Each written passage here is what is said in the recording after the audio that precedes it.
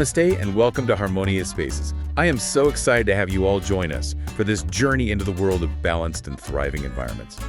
Now, you might be thinking another real estate podcast. No. But this one is different. This one is brought to you by SOS Realty. That's right. A boutique real estate advisory firm. But we're not your typical property finders. At SOS Realty, we're all about helping you build a prosperous future. Absolutely. And that journey starts with understanding the energy of your space. That's true. So in this very first episode, we are diving into the core principles of Vaastu Shastra, the ancient Indian art of placement. Yes. Think of it as a blueprint for harmonious living that's been passed down for over 7,000 years. Yes, Vaastu Shastra is incredibly old, older even than the pyramids. Wow. And it's fascinating how relevant it still is today, offering timeless wisdom for modern living. Okay, so for those hearing about Vaastu for the first time, can you give us a quick breakdown of what it actually is? Well, imagine this. You're not just designing a home. You're creating a space that's in sync with the cosmos. Vaastu Shastra is a holistic system that harmonizes the built environment with the natural world and the universe's energy. It considers the interplay of the 5 elements, earth, water, fire, air, and ether, and how they interact with the directional forces to impact your health, wealth, and overall well-being. So it's not just about picking the right paint color or arranging furniture to look nice. It's about understanding the energy flow within a space. Exactly. Think of it like this. Every corner, every room vibrates with a specific energy influenced by these elements and directions. A well-designed space, according to Vaastu, can actually channel positive energy flow, while a poorly designed one might create blockages that hinder your prosperity and peace of mind. Okay, I'm intrigued, but all this talk about spatial energy, for someone like me who's more comfortable with concrete things, can you make this a little less mystical and more relatable? Of course. Let's take an example that many of us in India can relate to. A north-facing balcony. In Vaastu, north is governed by Kubera, the god of wealth, and is considered a zone of positive energy flow for attracting abundance.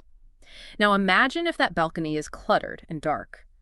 Vaastu would see this as blocking that positive energy from entering your home, potentially impacting your finances. So basically, my grandmother was right when she used to yell at me for piling up old newspapers near the front door. She'd say it blocks Lakshmi from entering. Wait a minute, is that good old Vaastu wisdom in action? Spot on. You see, a lot of our cultural practices are rooted in Vaastu principles, even if we don't realize it. Your main entrance is like the mouth of your house, and it needs to be clear and welcoming to invite positive energy and prosperity. Okay, I'm starting to see how these ancient principles can actually be quite practical. But before we go any further, you mentioned Vaastu's connection to other ancient Indian practices like Ayurveda and Jyotish. Can you unpack that a little for us? Think of it like this. Ayurveda is about balancing the elements within your body for health and well-being. Jyotish, or Vedic astrology, uses your birth chart to understand the cosmic influences on your life. And Vaastu aims to harmonize your living space with these cosmic energies, complementing both Ayurveda and Jyotish. So a Vaastu-compliant home can actually enhance your Ayurvedic practices and align your living space with your unique Jyotish chart. Wow, it's all connected. This is fascinating. But, I'm a bit skeptical. It all sounds good in theory. But how do I know this isn't just some elaborate superstition? Is there any scientific evidence to back up these claims? That's a fair point, and as with many ancient practices, scientific validation is still catching up. Mm-hmm. However, there's growing research in fields like biogeometry and environmental psychology that supports the idea that our surroundings have a profound impact on our well-being.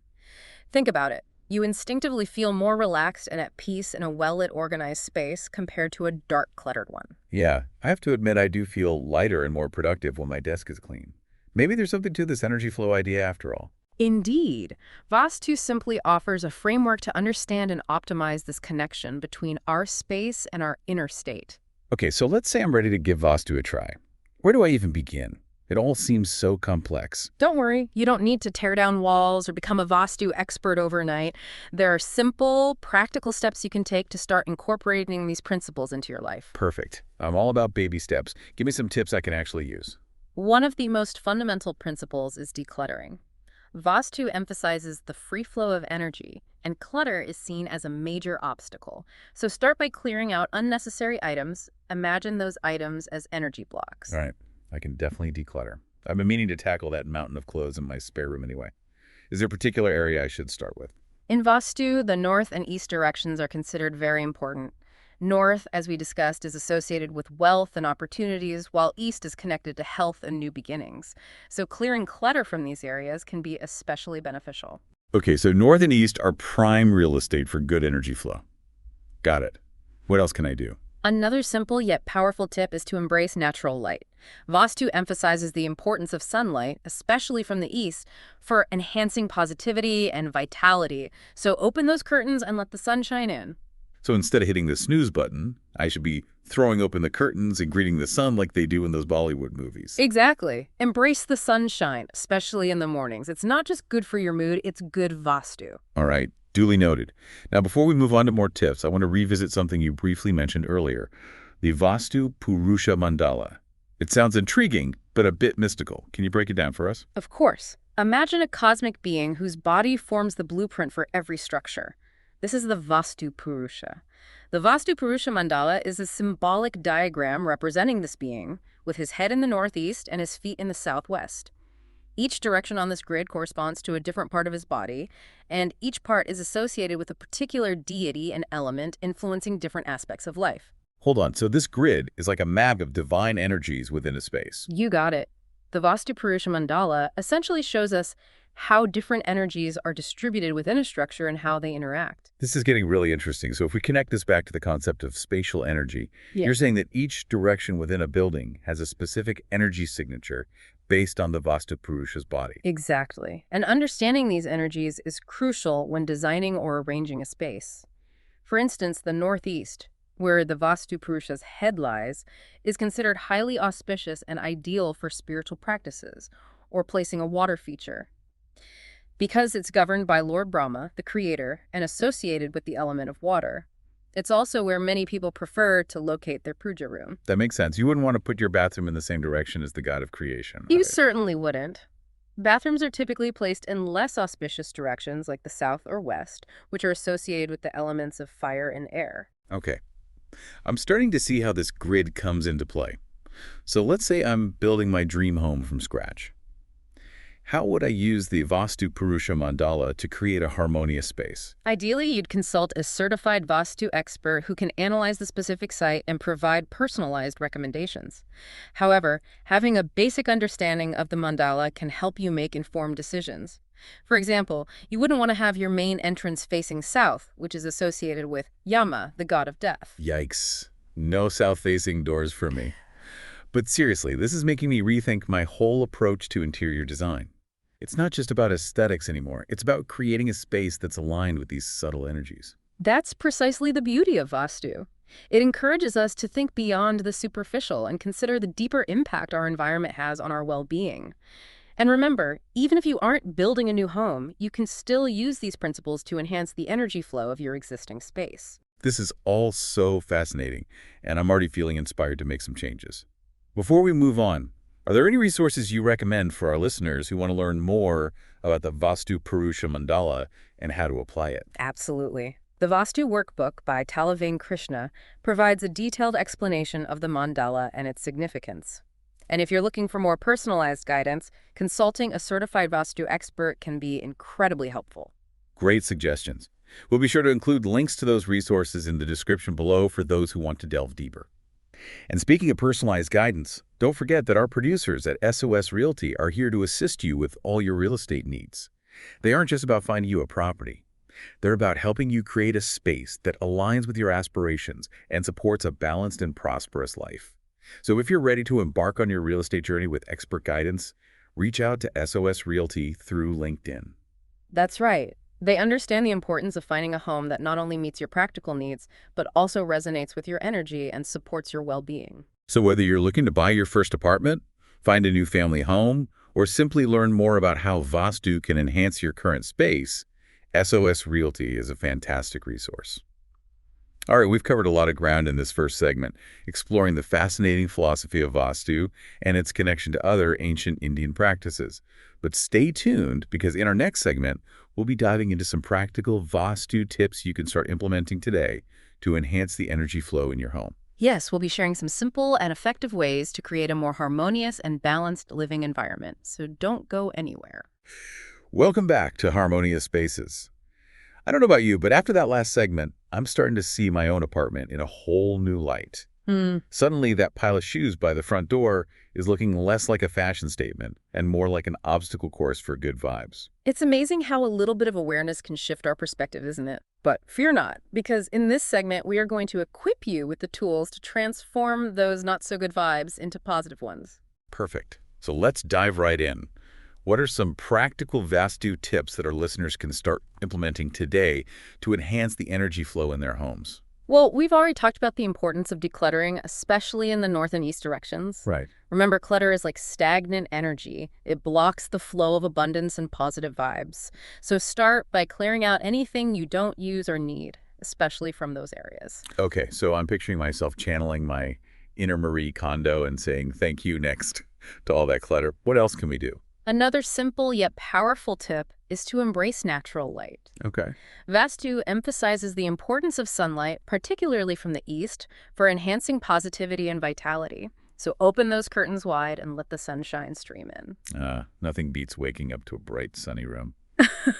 I'm definitely guilty of keeping my curtains drawn for too long. Yeah. What about artificial lighting? Does that play a role in Vaastu as well? Absolutely. In Vastu, proper lighting is essential for a vibrant and positive energy flow. Make sure your home is well lit, especially the main entrance and the center of the house. These areas should be bright and welcoming. Makes sense. I've always found that dim lighting makes me feel sluggish and unproductive. It's like the energy gets sucked out of the room. Exactly.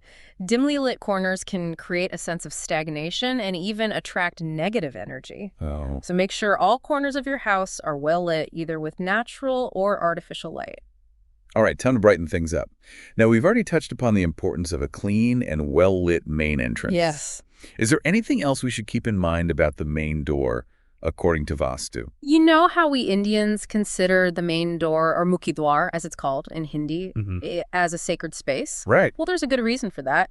In Vastu, the main entrance is considered the mouth of the house, where energy enters and flows throughout the space. Ah, so that explains all the beautiful decorations and auspicious symbols we often see around our front doors.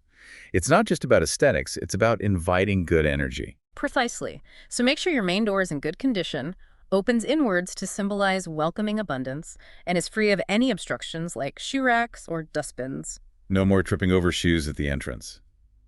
Now, another thing I've noticed in many Indian homes, especially in the South, is the use of water features, like fountains or small ponds. Is there a Vaastu connection there, too? There certainly is. Water is a powerful element in Vastu, representing abundance, peace, and purification. Okay. Placing water features, especially in the northeast direction, which is associated with wealth and abundance, can enhance these qualities in your space. So that little tabletop fountain I have on my desk isn't just a cute decoration, it's actually bringing good vibes. I love it when practicality meets aesthetics. Now, let's talk about the bedroom. It's where we spend a significant amount of time sleeping and recharging. So I imagine Vaastu has some specific recommendations for this space as well. You are absolutely right. The bedroom is your sanctuary, the place where you rest and rejuvenate. Its energy is directly linked to your overall well-being. And one of the most common questions people have is about the direction they should sleep in. Yes. I've heard a lot about the do's and don'ts of sleeping with your head facing a certain direction. What does Vaastu say about this? Vastu suggests avoiding sleeping with your head facing north. Okay. This is because the north direction has a strong magnetic pull, and sleeping with your head in that direction can disrupt the body's natural energy flow, leading to restless sleep and even health issues. Oh, wow. I never knew there was a scientific reason behind this. I always thought it was just an old wives' tale. So, which direction should we aim for? South or east are generally considered the most auspicious directions for the head of your bed. Sleeping with your head facing south aligns you with the Earth's magnetic field, promoting deep, restful sleep. Okay. And east is associated with new beginnings and vitality, so it can be a good option as well. Got it. So, no more north-facing naps for me. Yeah. What about the placement of the bed itself? Does that matter? Absolutely. Ideally, your bed should be positioned in a way that allows you to see the door from your sleeping position. This gives you a sense of command over your space and promotes feelings of security and peace of mind. That makes sense. It's like having a subconscious awareness of your surroundings, even while you sleep. Are there any other Vaastu tips for the bedroom we should know about? Yes. Avoid having mirrors facing the bed. Mirrors are believed to amplify energy, and having them reflect your sleeping form can disturb your rest and even lead to relationship issues. Interesting. I'll have to rethink that full-length mirror I have right across from my bed. Now, before we wrap up this segment, are there any other quick Vastu tips you'd like to share with our listeners? Perhaps some easy hacks to incorporate into their daily lives? Absolutely. Here are a few more things you can try. Regularly cleanse your space with incense or essential oils to purify the energy. You can find lovely incense sticks made with natural ingredients like sandalwood and rose. Right. Use natural materials like wood and cotton for your furniture and decor. These materials have a grounding and calming energy. Try incorporating some plants into your home. Plants bring in positive energy, purify the air, and create a sense of vibrancy. Those are fantastic tips. I love how easy they are to implement.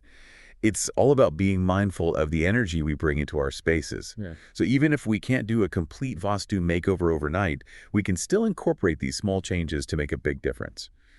And don't forget that in our next segment, we'll be exploring some recommended resources and products that can help you on your Vastu journey. Stay tuned for that. We'll be sharing some helpful tools and guidance to further enhance the harmony and balance in your living spaces. Welcome back to Harmonious Spaces. We've explored the fundamental principles of Vaastu Shastra, delved into that fascinating world of the Vastu Purusha Mandala, and learned some practical tips to enhance the energy flow in our homes. Now, for those of you who are eager to take your Vastu journey to the next level, Yes. we've got some exciting resources and product recommendations to share. Yes, we've curated a list of helpful tools and guidance to further enhance the harmony and balance in your living spaces. Fantastic. So what are some of the must-have resources for anyone interested in learning more about Vastu? Well, for those who prefer diving into books, Right. The Vastu Workbook by Talavane Krishna is a great starting point. It provides a detailed explanation of Vastu principles, the Vastu Purusha Mandala, and practical applications for various aspects of home design. I've heard great things about that book. It seems to be a popular recommendation among Vastu enthusiasts. What about those who are more visually inclined? Are there any resources that cater to different learning styles? Absolutely. There are many websites and online courses available that offer visual representations of Vastu concepts, interactive tools, and even virtual consultations with certified Vastu experts. That's fantastic. It's great to have options that cater to different learning preferences. Now let's talk about products. Are there any specific Vastu products that you recommend for enhancing the energy of our spaces? You know, in India, we have a beautiful tradition of using yantras for various purposes.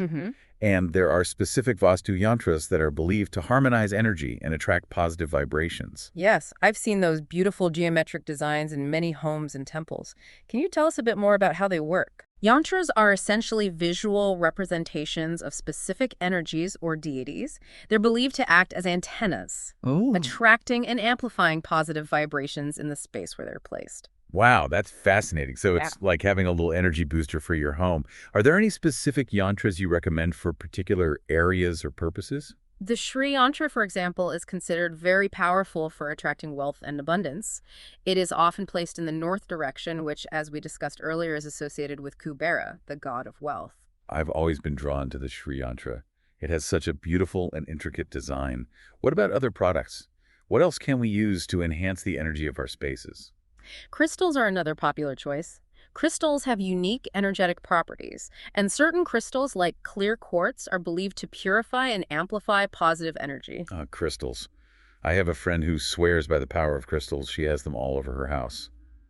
What about something for those of us who are always on the go? Are there any portable Vastu products we can carry with us? You can find beautiful pocket-sized yantras or small crystal pendants that you can wear or carry with you to harmonize your personal energy field. Excellent suggestions. And of course, we can't forget about the importance of plants. We talked about their benefits earlier. Yes. But are there any specific plants that are particularly auspicious in Vastu? Yes. The tulsi plant, or holy basil, is considered highly sacred in India Right. and is believed to purify the air and create a positive aura. It's a wonderful plant to have in your home, both for its spiritual significance and its air-purifying qualities. The Tulsi plant is definitely a staple in many Indian households. My grandmother always insisted on having one in the courtyard.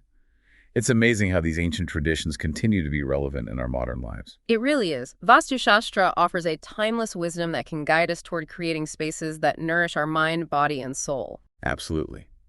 And speaking of guidance, don't forget that our producers at SOS Realty are here to assist you with all your real estate needs. They understand the importance of finding a home that not only meets your practical requirements, but also aligns with your energy and supports your well-being. If you are looking for expert guidance in navigating the real estate market, reach out to SOS Realty through LinkedIn. Their team can help you find a property that resonates with your aspirations and create a space that truly reflects your vision for a harmonious life. They are a wonderful resource for anyone who wants to make a mindful and informed decision about their living space. Well, we've covered a lot of ground in this episode of Harmonious Spaces. We've explored the fundamental principles of Vaastu Shastra, delved into the fascinating world of the Vaastu Purusha Mandala, learned some practical tips, and discovered a range of resources and products to enhance the energy flow in our homes. We hope this episode has inspired you to think more deeply about the connection between your living space and your well-being. Remember, even small changes can make a big difference. Absolutely. And for those of you who want to explore the resources and products we mentioned, you'll find links in the episode description. Don't forget to subscribe to Harmonious Spaces for more insights on creating balanced and thriving environments. And as always, we encourage you to consult with a certified Vaastu expert for personalized guidance. Remember, the information shared in this podcast is for informational purposes only, and we always encourage you to do your own research and seek professional advice when necessary.